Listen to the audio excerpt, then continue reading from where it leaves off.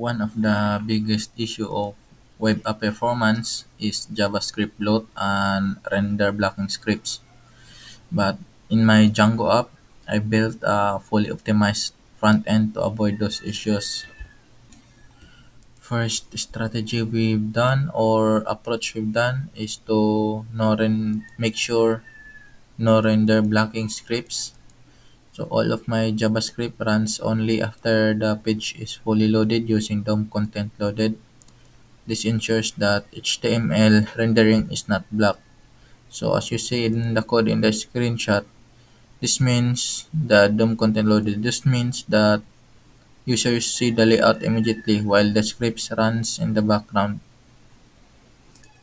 So the next strategy we've done is we scope modular JS. So this motive is for the or zero bloat. So instead of one massive script, I've created a modular files that are only loaded where it's needed. So for example here in the project structure, this structure means that if a page doesn't need messaging or post creation for example, then those scripts are not even loaded. Next strategy we've done is we lazy execution it. So I've delayed resource heavy operations until the user actually interacts with it. So for example here in search.js, so I have a lazy video loading. So this code as you see in the screenshot, this ensures that videos don't load until they're actually about to play. So this is implemented in our second page, the search profile. So this overall improve the both load time and memory usage.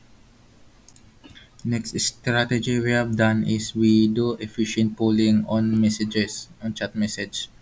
So I did not make chat message poll 24/7 when the page is open.